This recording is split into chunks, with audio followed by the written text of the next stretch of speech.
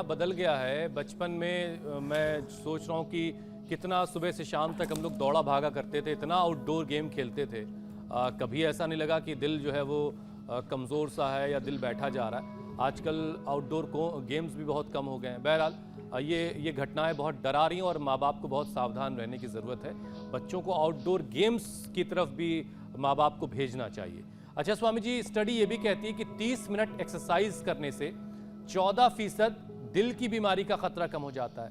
खुश रहने पर यह खतरा 22%, तो दूसरों की मदद करने से 45% तक ये खतरा कम होता है। आजकल कॉमेडी शो का भी बड़ा दौर है, फिर भी लोगों के हार्ट जो है वो अच्छे नहीं रह रहे, बड़ा मुश्किल है। तो स्वामी जी, खुश रहने और दूसरों की मदद करने से ये दिल को कैसे फायदा मिल रहा है, इसके पीछे की साइंस क्या है भाई, जरा ये भी बताइए।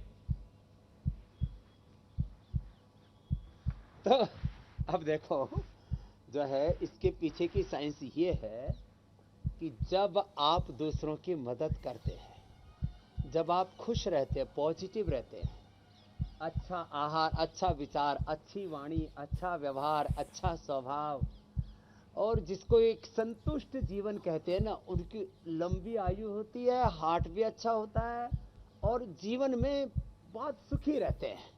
तो जब हम खुश रहते हैं उस समय हमारे शरीर में सैकड़ों प्रकार के अच्छे हार्मोन्स, अच्छे केमिकल्स, अच्छे सोल्ट्स, उनका सिक्रेशन बढ़ जाता है। जब हम किसी की मदद करते हैं तो हमारे हृदय में प्रेम, करुणा, वात्सल्य और सहानुभूति का जो भाव होता है, उससे हमारे ब्रेन से, हमारे पाचन तंत्र से और आंतों से और पूरे रोम रोम से, देखो ये जो अभी तक जितनी खोजें हुई है ना, सबसे ज्यादा सिक्रेशन हमारे ब्रेन से और हमारे पेट से बताया गया। रोम रोम से प्रेम, करुणा, वात्सल्य, जिसको कहते हैं ना मॉलिक्यूल्स ऑफ इमोशंस का ये पूरा विज्ञान है। जैसे आहार में लोगों ने vitamin D, B12, calcium, iron, omega के बाद न्यूट्रिएंट्स और माइक्रोन्यूट्रिएंट्स की बात की है, ऐसे ये सूक्ष्म संवेदनाएं, जो सूक्ष्म सकारात्मक संवेदनाएं हैं, वो हमारे हृदय में उत्पन्न होती हैं, हमारे मस्तिष्क में, हमारे शरीर में उत्पन्न होती हैं और हमारी आयु लंबी हो जाती है।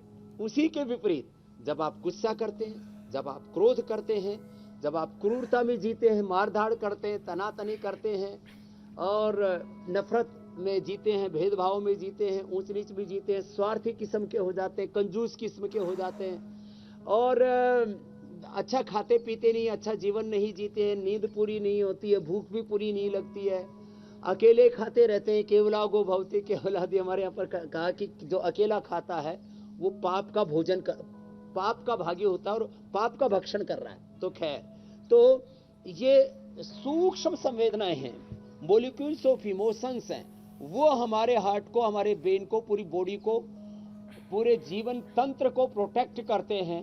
ये मेरे भाई सूक्ष्म संवेदनाएं, मॉलिक्यूल्स ऑफ इमोशंस हमारे।